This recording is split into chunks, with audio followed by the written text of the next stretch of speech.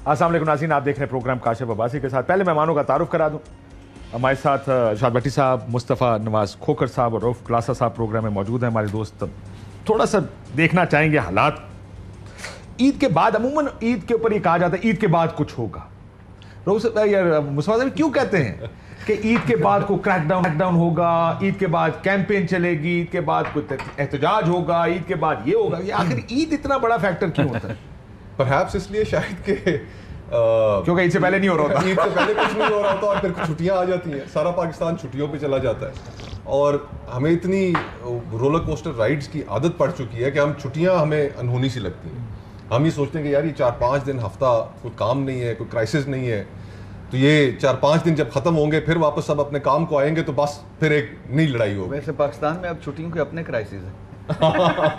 ये बात भी सही है, लेकिन वैसे लग ये रहा है कि मेरे ख्याल में क्या ईद के बाद जो सबसे इम्पोर्टेंट एक चीज़ है, 24-25 तारीख को सुप्रीम कोर्ट ने केस लगाया है मखसूस नशिस्तों का, और आने वाली सियासत के ऊपर सबसे ज़्यादा अगर किसी फैसले के असरात होने तो इस मखसूस नशिस्तों वाले केस के असरात होंगे। ठीक, अगर तो हुकूमती इत्तेहाद को ये सीटें वापस मिल जाती हैं तो इसका मतलब है कि फिर आप कुछ आइनी तरमीम के लिए तैयार हैं।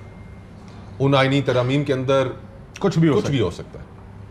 जजेस की रोटेशन भी हो सकती है, जजेस को जो एक्सटेंशन भी हो सकती है, 2-3 साल बड़ी बढ़ा सकते हैं, तो एक कॉन्स्टिट्यूशनल पैकेज आएगा रिफॉर्म्स के नाम पे। चीफ जस्टिस का टेन्योर किया जा सकता है कि 3 साल करते हैं, बिल्कुल।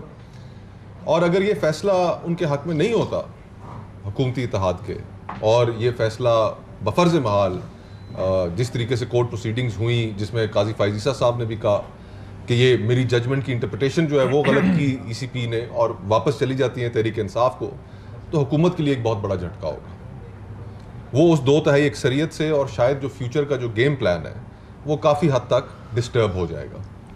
फिर अक्टूबर में मंसूर अली शाह साहब आ जाएंगे, होल्ड्स अ गुड रेपुटेशन अभी तक, और एक बैलेंस जज के तौर पे देखे जाते हैं, तो आई थिंक कोई सैनिटी शायद फिर वापस हमें निज़ाम के अंदर नज़र आनी शुरू होए। तो for you this is the biggest thing Eid के बाद के सुप्रीम कोर्ट का ये केस जो है ना, ये बहुत सी चीज़ों मेरे लिए ज़ाती तौर पर ये जो इस्लामाबाद ट्रिब्यूनल का केस है ना, ये बड़ा अहम। दूसरा अहम ये है, उसकी वजह ये है, एक तो आप खुद बजाते खुद माँ बदौलत जा चुके हैं उस केस में अपने फॉर्म 45 लेकर, और आप मैच भी कर गए, और वो मैच भी कर गए, और आप कह रहे हैं कि जनाब ये हुकूमत झूठ बोल रही है, उनके एमएनए हारे हुए हैं, ये जो हजूर इंडिपेंडेंट पीटीआई वाले हैं ये दोनों जीते हुए हैं, मेरे फॉर्म 45 ये कहते हैं, और आपके साथ में और पार्टियां भी, आप जमात इस्लामी भी और लोग भी अपने फॉर्म 45 भी, क्योंकि इसका एक स्नोबॉलिंग इफेक्ट बड़ा हो सकता है। मैं आऊंगा इसके ऊपर, स्नोबॉलिंग इफेक्ट के ऊपर, क्योंकि फरमा तो पूरे मुल्क में एक ही था 47 वाला, 47 तो 45 तो कहीं मैच करते ही नहीं। एक तो ये केसेस बड़े अहम हैं, और जो उन्होंने कहा ना ईद के बाद, ईद में अमूमन ये होता है कि पॉलिटिकल पार्टीज भी कह रहे होते हैं यार ऐसे हमने अभी कुछ शुरू किया, तो ईद से 2-3 दिन पहले और ईद के 4-5 दिन बाद तक तो होता कुछ नहीं, वो एक ब्रेक आ जाती है। बाकी भी कहते होंगे, कहते हैं यार किसी बंदे को चुक लिया तो यार ईद वाले दिन वैसे रिलीज करना बंदा, लोग रोल अप आ जाता है कि यार ईद पे आप बंदा घर में नहीं है, तो ये जाती वाली बात है कि उसकी कोई सजा सुजू ना हो। आपके लिए क्या सबसे अहम केस है, कि क्या चीज आप देख रहे हैं, this is what I am looking forward कि ये बड़ा टर्निंग पॉइंट इवेंट होगा ईद के बाद?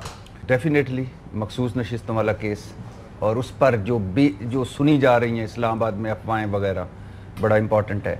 6 जजेस का खत जो है केस, वो भी बड़ा इंपॉर्टेंट है। उसमें क्या बनता है, अदालत किधर जाती, 3 हाई कोर्ट्स पीछे खड़े हैं, और इसके अलावा पंजाब काबीना ने मंजूरी दी है कि इमरान खान के खिलाफ कार्रवाई की जाए, और जो वीडियो की शेख मुजीबर, इसमें एक चीज ऐड कर, हाँ, एक आपको याद है अंसार अब्बासी साहब ने स्टोरी की आज से दो एट ए टाइम आए थे ना, खत्म कर, उसको जोड़ ले, इसके साथ अंदर रखना है। उन्होंने कहा कि तोशाखाना 2 190 मिलियन, ये सारे केसेस तैयार हैं कि इमरान खान को कुछ साल एक तो हमने अंदर रखने। नए केसेस, फिर इद्दत में निकाह में काड़ी की वो वाला केस भी अब आ रहा है, और 190 मिलियन पाउंड का केस चैलेंज हुआ है, तो अदालतों में ज्यादा मामला लग रहा है। नए सड़कों पे नहीं नजर जी, सड़कों पे नहीं नजर, नहीं सड़कों पे नहीं। मुझे पीटीआई मौलाना साहब और पीटीआई हल्की ढोलकी पे अभी वो चलेंगे, लेकिन जो ज्यादातर जो इस वक्त है वो सादा फोकस है, जैसे वो इमरान खान ने कहा ना हम आपकी तरफ देख रहे हैं, उनका हम तो आपकी तरफ देख रहे हैं, तो इस वक्त देखा दिखाई में सुप्रीम कोर्ट और ये जो जजेस वाला ये बड़ा इम्पोर्टेंट तो आपके लिए सुप्रीम कोर्ट के केसेस और मजे की बात है वैसे मैं पिछले दिनों वो शेख नरेंद्र मोदी साहब को नवाज शरीफ साहब ने कहा आइन नफरत को उम्मीद में बदले। वैसे मैं तवक्को कर रहा था हीथ्रो एयरपोर्ट से मीनार पाकिस्तान से इवन 8 फरवरी से यहाँ तक कि काश वैसे बड़ा कोई बन जाता और कोई हमारे यहाँ भी ये कहे, कोई कहे कि आए नफरत को उम्मीद में बदले। उम्मीद की बड़ी ज़रूरत है। ये बात ठीक है, लेकिन ये इंडिया के साथ भी हमें थोड़ी सी मामला ठीक करने की ज़रूरत है। ये एक बहुत अच्छी बात है, नहीं बहुत अच्छी बात है उधर ये, लेकिन वो किस तरह करना है इसके ऊपर कंसेंसस जरूर होना चाहिए। लेकिन आप ये ना हो कि एक कर रहा हो और दूसरा उसके मत्थे लगाओगे। भाईजान जब आप अपने घर में लड़ रहे होंगे तो बाहर आप मोहल्ले में जाके जफियां मार रहे होंगे तो लोग वैसे बाद में बातें करेंगे ना। डॉक्टर साहब आपके लिए ईद के बाद what do you see as big factors? मेरी थोड़ी सी रीडिंग डिफरेंट है, मैं मुस्तफा भाई से थोड़ा सा इस पर डिफर करूँगा। मेरा ये ख्याल है ये जो मेन केस है ये वाला ख़वातीन वाला जो सीटों वाला, ये शायद इसको सुन्नी काउंसिल जो इमरान खान साहब की तवक्कुआत के मुताबिक इसका फैसला ना है। उसकी रीज़न भी हैं कि आपने देखा होगा पिछले कुछ अरसे से सुप्रीम कोर्ट ने जितने फैसले हुए हैं वहाँ से ये इलेक्शन कमीशन ऑफ पाकिस्तान ने किए हैं, उन्होंने उनको रिवर्स नहीं किया। वो ये कहते हैं कि वो एक अलग इंस्टीट्यूशन इलेक्शन कमीशन, वो सही कर रहा है, गलत कर रहा है, चीज़ें कर रहा है, पहले उसके पास हैं, उसके फैसले जो हैं उनको उन्होंने एक्सेप्ट किया है। ये हमने देखे भी हैं माजी में 3-4 बड़े फैसले हैं। तो सो जो बहुत सारी यहाँ उम्मीदें रखी जा रही हैं कि शायद सुप्रीम कोर्ट जो है वो इनकी सीटें जो हैं, लेकिन ये याद रखिएगा, ये मेरी रीडिंग है। ये हाई कोर्ट से तक से ECP ने फैसला दे दिया, सीटें किसी को दे दी।